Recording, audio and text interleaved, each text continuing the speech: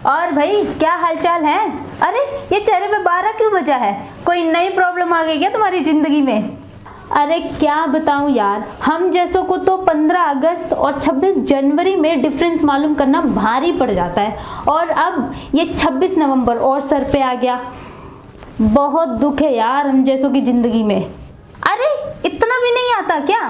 नहीं, मालूम तो है। 15 अगस्त के दिन पतंग उड़ाते हैं और 26 जनवरी के दिन राष्ट्रीय गान गाते हैं, लेकिन 26 नवंबर को क्या करते हैं, यही सोच रहा हूँ। क्या आपका भी कुछ ऐसा ही हाल है? तो आइए जानने की कोशिश करते हैं 26 जनवरी, 15 अगस्त और 26 नवंबर में क्या डिफरेंस है। Hey everyone, this is Nishu. तो सबसे पहले इंडिपेंडेंस डे की बात करते हैं। तो हम सभी जानते हैं कि इंडिपेंडेंस डे इंडिया 15 अगस्त को मनाती है। अब इंडिपेंडेंस डे 15 अगस्त को ही क्यों मनाया जाता है, तो इसके पीछे भी एक रीजन है।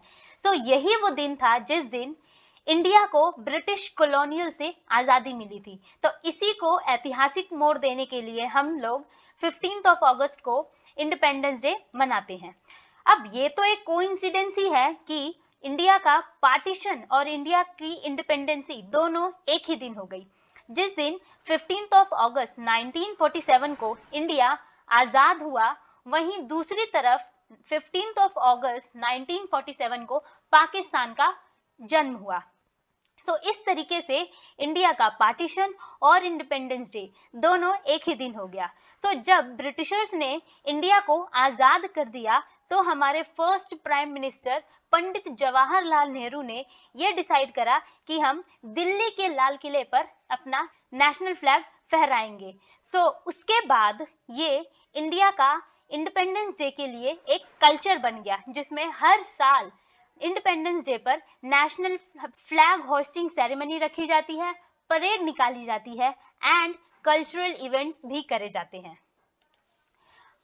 Now moving to the next slide, that is Constitution Day, that is very very important. हम सभी जानते हैं कि इंडियन कॉन्स्टिट्यूशन को बनने में 2 साल 11 महीने और 18 दिन लग गए।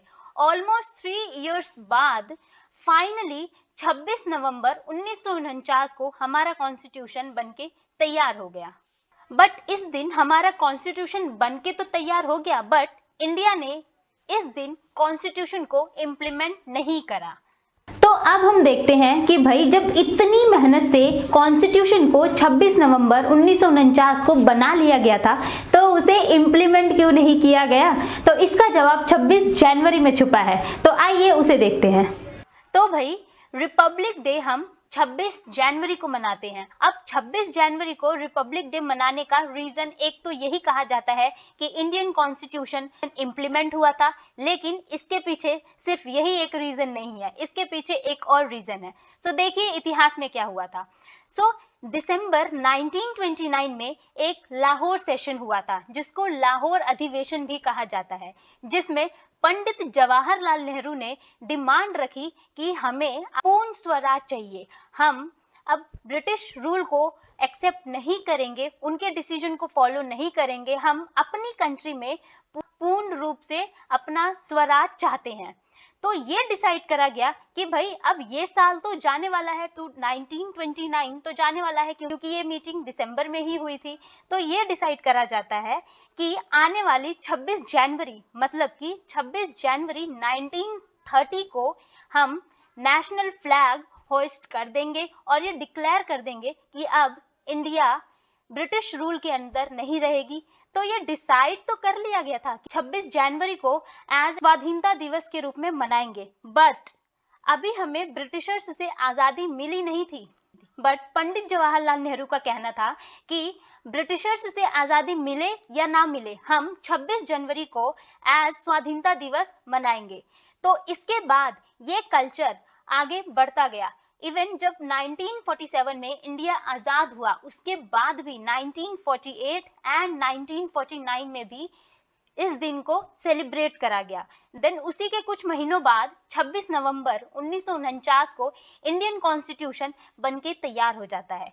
तो ये डिसाइड करा जाता है कि इंडियन कॉन्स्टिट्यूशन को 26 नवंबर को नहीं 26 जनवरी को इम्प्लीमेंट किया जाएगा, ताकि ये जो हम इतने दिन से इतने सालों से ये कल्चर मनाते आ रहे हैं उसकी भी इम्पोर्टेंस बनी रहे।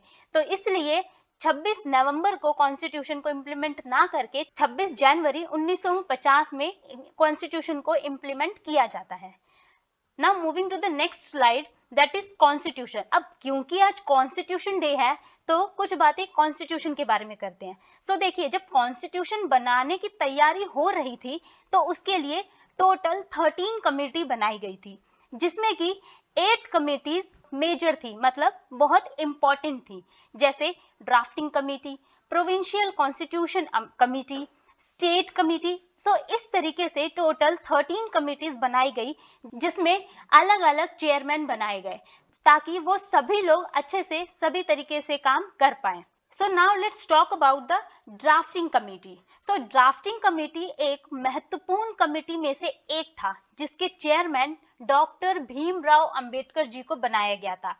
अब डॉक्टर भीमराव अंबेडकर जी ने कॉन्स्टिट्यूशन को बनाने की दशा और दिशा दोनों में महत्वपूर्ण भूमिका निभाई, इसीलिए डॉक्टर भीमराव अंबेडकर जी को फादर ऑफ इंडियन कॉन्स्टिट्यूशन भी कहा जाता है। तो अभी तक तो हम कॉन्स्टिट्यूशन के बारे में बात कर रहे हैं, लेकिन अब बात करते हैं कि भाई ये जो कॉन्स्टिट्यूशन का आइडिया था वो आया कहाँ से। सो इंडियन कॉन्स्टिट्यूशन का जो आइडिया था वो एम.एन. रॉय ने दिया था दिसंबर 1934 को। उसके बाद फर्स्ट कॉन्स्टिट्यूएंट असेंबली, संविधान सभा की पहली सभा 9 दिसंबर 1946 को रखी जाती है, जिसमें टोटल मेंबर 389 थे। बट नेक्स्ट ईयर इंडिया का विभाजन होने के कारण 1947 में इंडिया का विभाजन होने के कारण वो मेंबर 389 से घटकर 299 रह गए।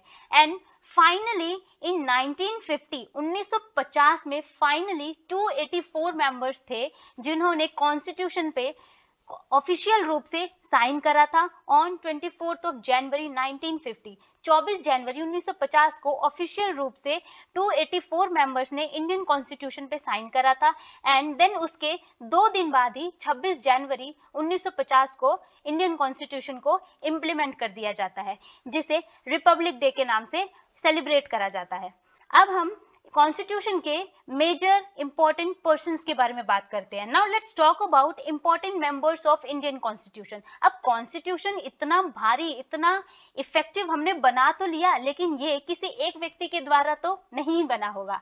सो अब हम कुछ इंपॉर्टेंट व्यक्ति के बारे में बात करेंगे जो कॉन्स्टिट्यूशन में किसी न किसी तरीके से अपना योगदान दे रहे थे।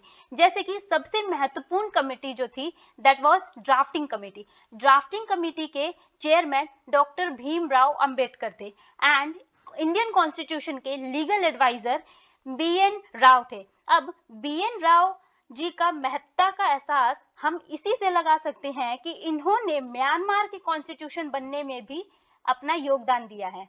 And then now let's talk about the temporary president of Indian Constituent Assembly.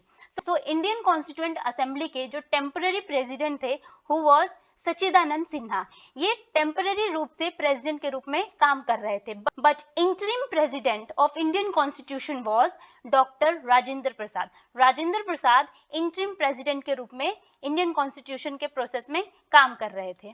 Now moving to the next slide, that is Indian constitution को बनने में 2 साल 11 महीने और 18 दिन लग गए। जब फाइनली ऑलमोस्ट 3 इयर्स के बाद इंडियन कॉन्स्टिट्यूशन 26 नवंबर 1949 को बन के तैयार हुआ, तो ये वर्ल्ड का लेंथीएस्ट कॉन्स्टिट्यूशन के रूप में सबके सामने आया। अब हम बात करते हैं जब इंडियन कॉन्स्टिट्यूशन बनाया गया था तो उसमें कितने आर्टिकल्स, कितने पार्ट्स एंड कितने शेड्यूल थे, और अब वो बढ़कर या घटकर कितने हो चुके हैं। सो देखिए, जब इंडियन कॉन्स्टिट्यूशन बनाया गया था तो उसमें टोटल आर्टिकल 395 थे, जो अब बढ़कर 448 हो चुके हैं। एंड 22 पार्ट्स थे, अब बढ़कर 25 हो चुके हैं। एंड शेड्यूल 8 थे, जो अब 12 हो चुके हैं। सो ये original article, parts and schedule है, एंड ये current article, parts and schedule है। सो अब हम बात करते हैं कि जो हमारा कॉन्स्टिट्यूशन बन के तैयार हुआ तो उसके सोर्सेस क्या थे, मतलब कि कहाँ कहाँ से हमने अपने कॉन्स्टिट्यूशन के आइडियाज को लेके बनाया था। So now we will talk about the sources of Indian constitution. So देखिए, जब हम फंडामेंटल राइट को इतना इंजॉय करते हैं, जो हम बार बार उसकी इतनी बातें करते हैं, तो ये फंडामेंटल राइट का आइडिया यूएसए से लिया गया है एंड रशिया से हमने फंडामेंटल ड्यूटीज ली है, जर्मनी से हमने इमरजेंसी प्रोविजन लिया है। जो इमरजेंसी प्रोविजन इंडिया में वर्क करता है we have taken from Germany and then Ireland से हमने डीपीएसपी लिया है, मतलब directive principle of state policy. अब कहीं आप ये तो नहीं सोच रहे कि इंडिया का फ्लैग उल्टा करके लगा दिया गया है, जी नहीं, ये आयरलैंड का ही फ्लैग है। देन ऑस्ट्रेलिया से हमने कॉन्करेंट लिस्ट लिया है, जो हम कॉन्करेंट लिस्ट में जितने सब्जेक्ट्स हैं वो जो आइडिया था वो ऑस्ट्रेलिया से लिया गया है। देन साउथ अफ्रीका से हमने the procedure of constitutional amendment लिया है, मतलब जो हम कॉन्स्टिट्यूशन में अंडर आर्टिकल 368 के तहत जो कॉन्स्टिट्यूशन में अमेंडमेंट करते हैं वो जो प्रोसेस है वो साउथ अफ्रीका से लिया गया है। So that was all about constitution. I hope that was helpful for you all. If you like that video, so please hit the bell icon and subscribe the channel.